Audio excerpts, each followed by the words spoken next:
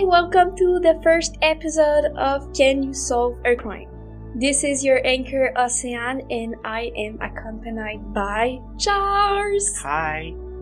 We are two business students at St. Lawrence, and we thought it would be fun to share our passion that we both have, solving crimes. Today is an episode for the My Québec City podcast distributed by the Voice of English-speaking Québec. Thank you for this opportunity. Let's get in the juicy part. Alright, so this is a story that was originally told by Don Harper Mills, president of the American Academy of Forensic Sciences, and we modified the story so it could fit better into this podcast. We thought it could be interesting to tell about this fictional crime since it raises important issues about our society. So here we go. On March 12, 2017, Mrs. Opus was killed in her apartment by gunshot. Her husband contacted the authorities at 12:10 a.m. to inform them that he shot her with a pistol. Let us go back in time. After further questioning and investigation, the authorities found out that the Opus family lived on 232 Wall Street. This was an old and shabby apartment. Together, the family lived in a little to no space apartment. They were poor and the old man used to drink a lot of alcohol. Together, Mr. and Mrs. Opus had a boy named Ronald. At the time of the accident, he was 17 years old. He quit high school when he was 16 years old to work in a bar illegally. He was used to seeing his father abusing his mother by threatening her with an unloaded gun, with which he would pull the trigger to scare her into submission. With time, it happened more and more often. Ronald grew used to this kind of violent behavior because he would constantly see it around him in his family. With time, he grew an addiction to gambling. On March 9, 2017, Ronald Opus asked his mother for some money to use on gambling, but she refused. Angered by her answer, he planned to kill her for her refusal. Being well aware that his father used his unloaded pistol to threaten his mother, Ronald loaded the gun so that the next time his father would turn violent, he would actually shoot the mother. Then, on March 11th, at 11:55 p.m., the father came home late from work. Ronald described that he smelled like hell. He was stumbling, and when the mother saw that, she got angry, because he was spending all of their money on alcohol. They started arguing. Ronald, knowing what would happen, left the house and went for an extensive walk to let his plan pan out. The father wanted to shut her up, but she was exhausted by his incessant mistreatment. He then brandished the gun that the son had loaded, but the thing is, he did not check if it was charged. The gunshot was heard at 12:01 a.m., said the neighbors. He was astonished, drunk, and he instantly regretted it. So, dear listeners, who do you think is guilty for this murder? Is it the child who is responsible? After all, it is him that put the ball into the gun. Is it the father who was drunk and did not check if the gun was charged, even though he had no incentive of killing her? If it is the son, it could also be the mother since he was still minor. It is an important fact in this case since he's still minor when we look at the Canadian laws. So if it is, the woman is responsible for her own death. Yeah, I find it really interesting because this case is very tricky to solve. It could be everyone's fault, basically. It could be the son's fault because he had the incentive to kill and actually had a plan to kill, which would basically mean he committed murder. It could also be the father because he is the one that shot the mother. Even though he did not put the bullet in the gun, it should be standard gun safety to actually check every time you want to use a gun if there's a bullet in it. I know.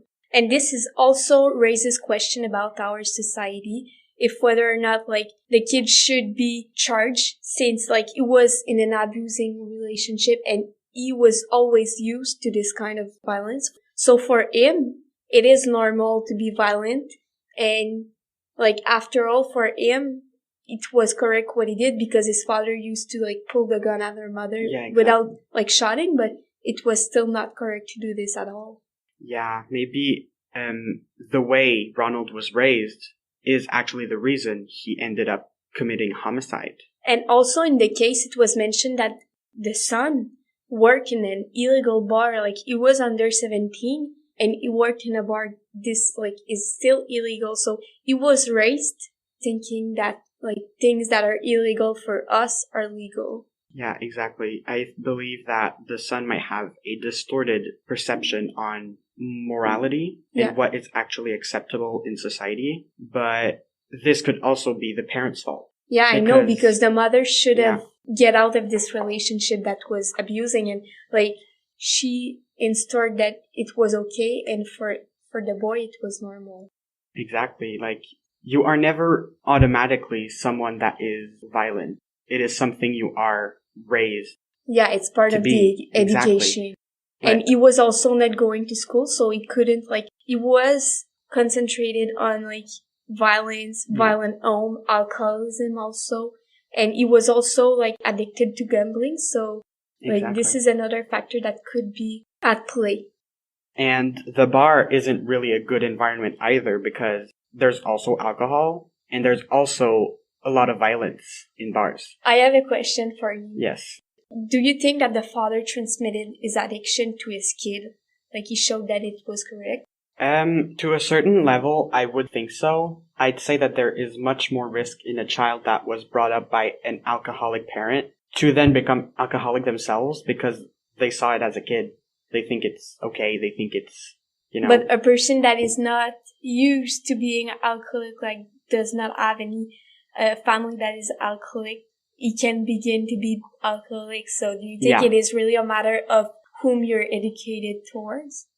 I guess it has a play in it, but I don't believe it's 100% of the time. Some people that have a 0% alcoholism in their family can become alcoholics. But I think that this kid, if he had the motivation to be, could have been like a good kid, and even if he's not in the right place to be raised, he still could have like been raised correctly and been okay and stable mentally. It would be like really, really a lot of perseverance. Yeah. But for sure he could have been like a good kid.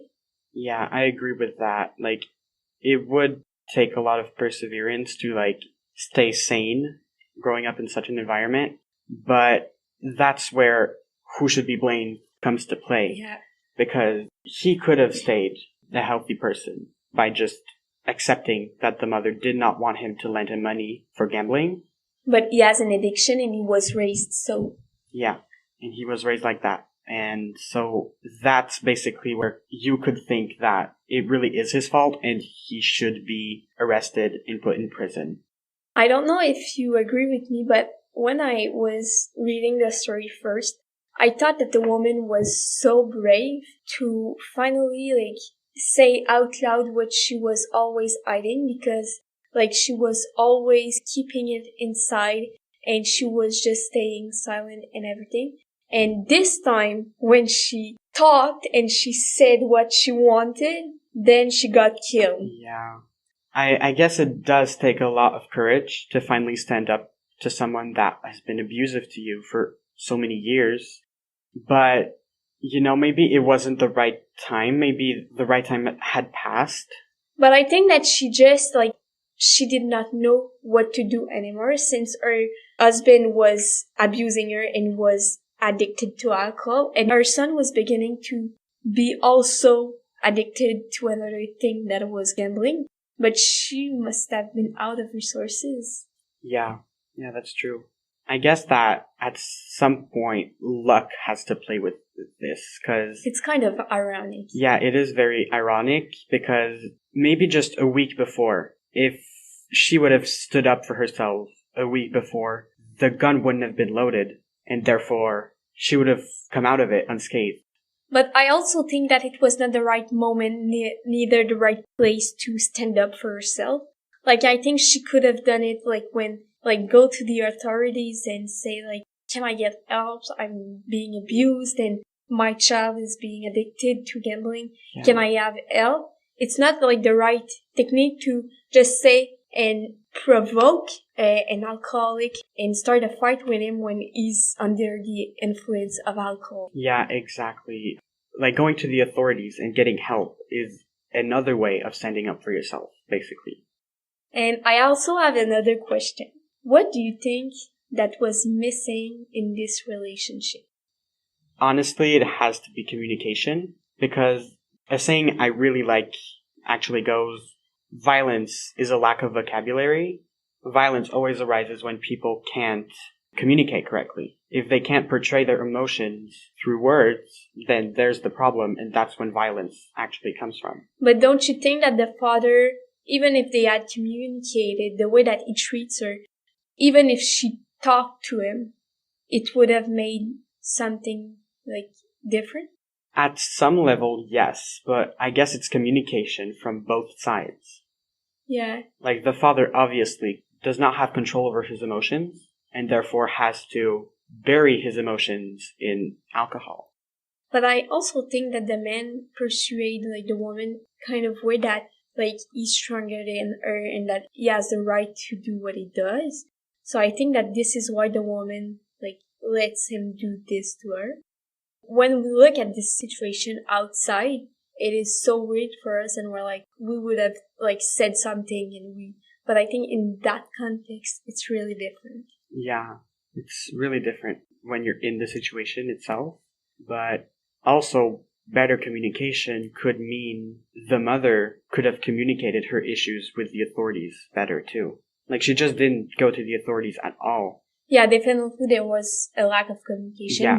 This I gave it to you. Yeah. But I don't think it's the only factor that could have saved the situation in this case. Yeah. Because the husband was not open to listening to his spouse. This is not like an effective way of communication. Like, both of them has to be good listeners. Yeah, exactly. There has to be a sort of equality between both parties. Yeah, definitely. But that's why this case is so interesting, because there's so many factors that can explain why the murder happened. And after saying all of this, who do you think is the murderer? Personally, I believe the son is the murderer. Why? Because 17 years old is not that far from being 18 years old and being major here in Canada. So the son is actually the murderer because he actually had an intent and an incentive to kill the mother, and therefore he is the one that committed the act. I believe he should have at least a sentence in prison, but he should also get some level of help so that one day he could reintegrate society. He's not a lost cause 100%. Definitely, for my part, I would think that it's the parents' fault. Yeah, why? It comes to education, it comes to raising your child. And when you raise the child, it's a responsibility that they have, and they obviously messed up because like the child ended up killing someone. But it's entirely the parents' fault because he was minor and he's still under the responsibility of his parents. For my part, this is what I think. Mm-hmm. And I think that the father should go to prison. The kid should still get some help because he needs some help. But the father who is alcoholic, who is abusing her mother, and we don't even know all the situation, he should like go to prison. And the goal is to reinsert him in the society after so that he won't be abusing people anymore.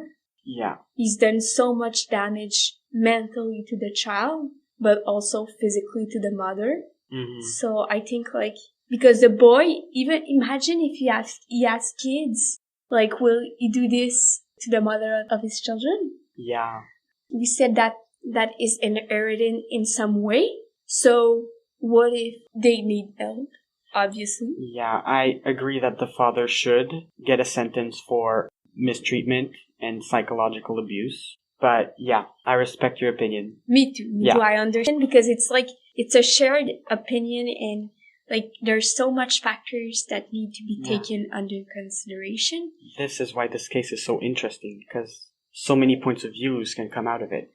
So, dear listeners, we obviously want to know, who do you think is the murderer? Do you think it's the child, the father, or the mother? That's a tough question to answer. Comment it in the YouTube video. So, this was your anchors, Océanne and Charles. Yes. Thank you for accompanying me. And we really hope that we could do other episodes like this because we had a lot of fun doing it. Yeah, really. And thank you for listening to our podcast.